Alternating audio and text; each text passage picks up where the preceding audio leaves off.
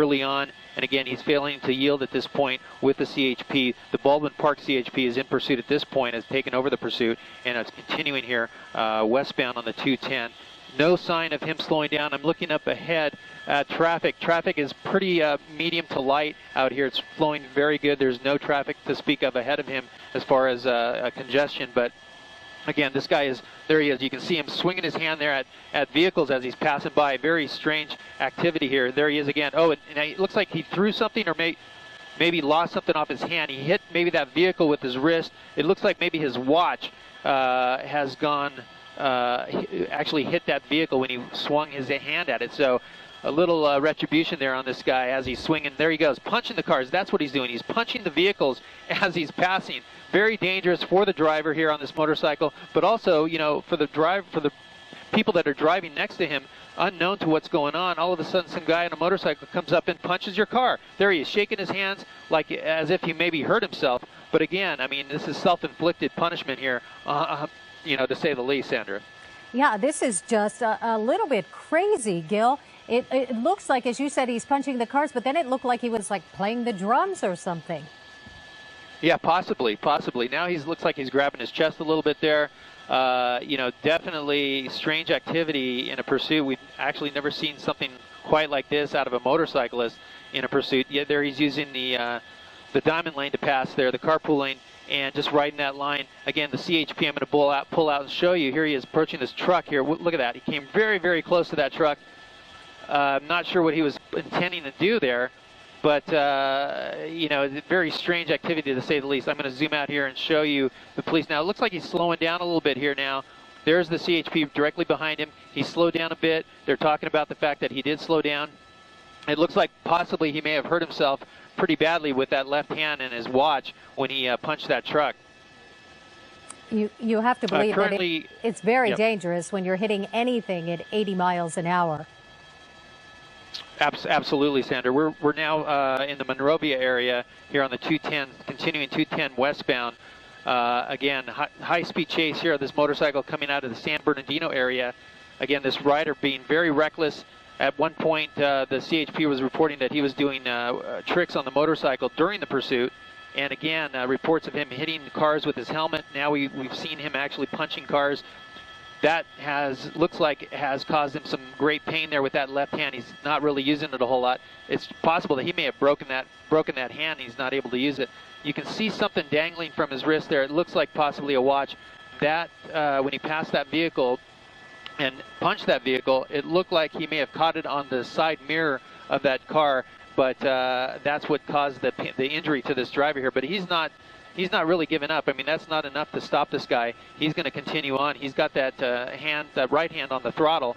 But this could be a problem if he needs to brake with both hands. Here he is looking backwards, checking to see if the police are there. And yep, they're not going anywhere. They're staying right behind you. So at this point, this vehicle, now he's slowed down a bit, coming into the Arcadia area, still in that carpool lane, going about 65 miles an hour at this point. But again, the CHP is not backing off of this guy. They have an airship overhead. We understand that the airships are being assisted by the LA County sheriffs and the LAPD may have an airship overhead at this point. But it continues on through the Arcadia area, 65 miles an hour, 70 miles an hour. He picked up speed a little bit here. And I'm going to zoom out again and show you just the amount of traffic that's out here. He's backed off from hitting any vehicles with his hands at this point, and it's probably because it's caused him quite a bit of pain.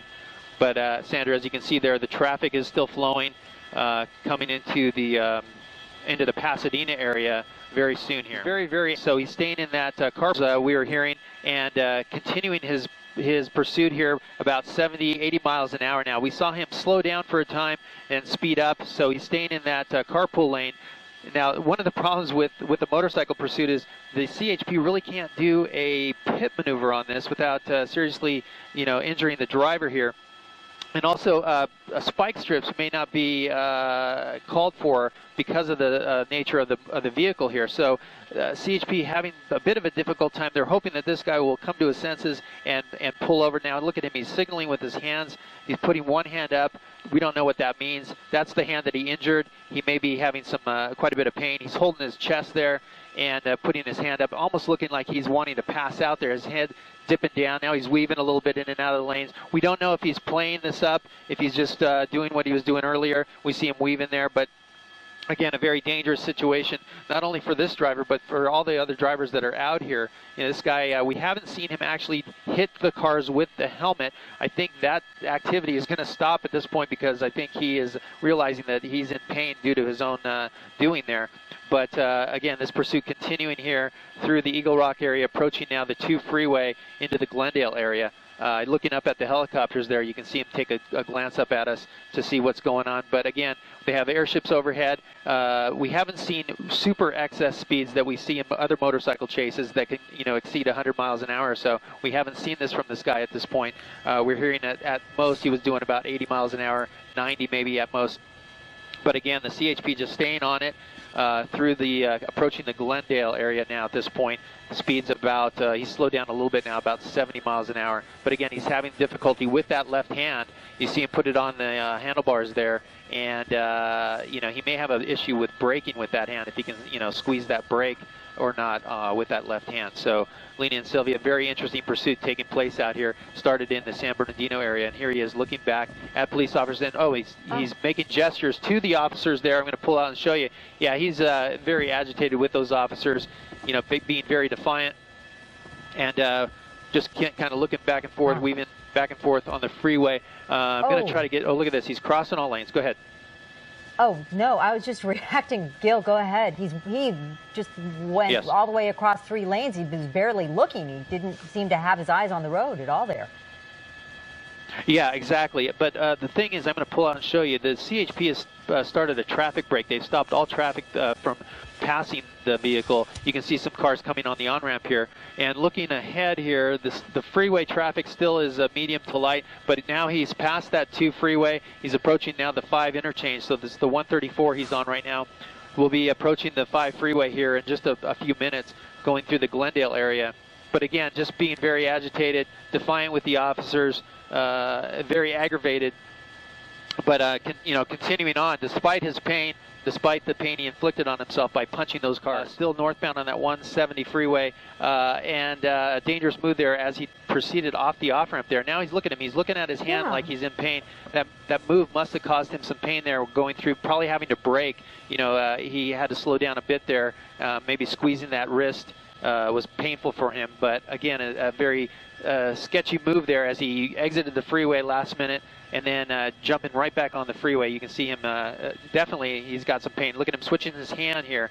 Switching hands, he's now throttling with his left hand. Oh, wow. So, you know, he may be having trouble with both hands at this point. Oh, my goodness. But look at him, he's very agitated at this point, very dangerous for this driver. Left-handed, crossing his arms there, pulling on that throttle, but continuing to drive.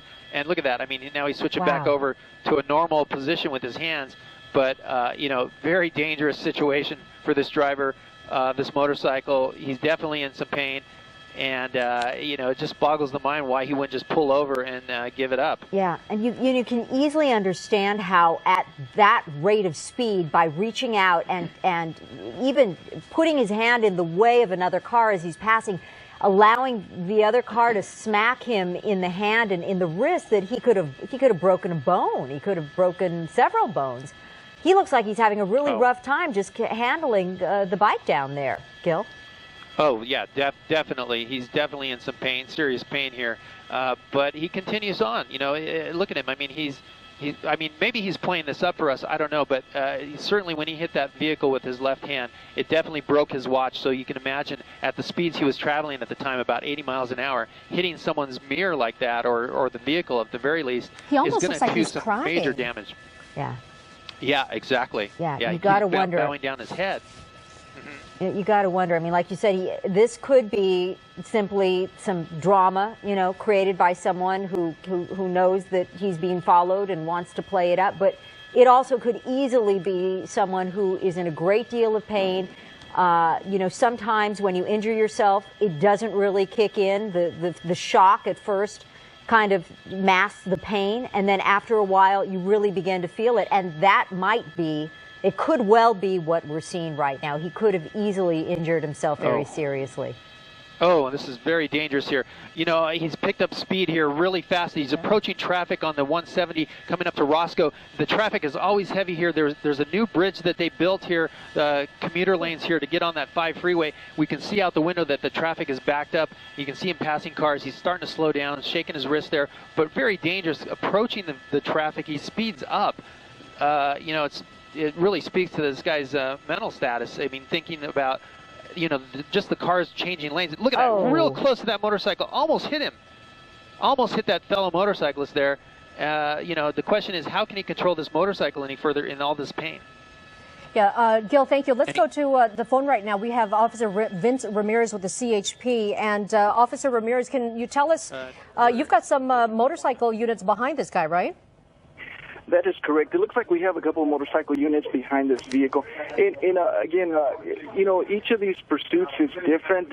In this situation, obviously, being a motorcycle being a little more agile and able to maneuver between vehicles. So, you know, looks like he's running out of real estate here. But Officer Ramirez, I'm so sorry to cut you off, but we're going to go back up to our Gil Levis and Sky 9 to tell us exactly where this guy is right now. He obviously went off the freeway into a construction zone of some sort. Where does this lead him, Gil? That's right. This is right at the 170 and the 5 freeway, the construction area. There he's down. He's down on the ground. He's given it up here.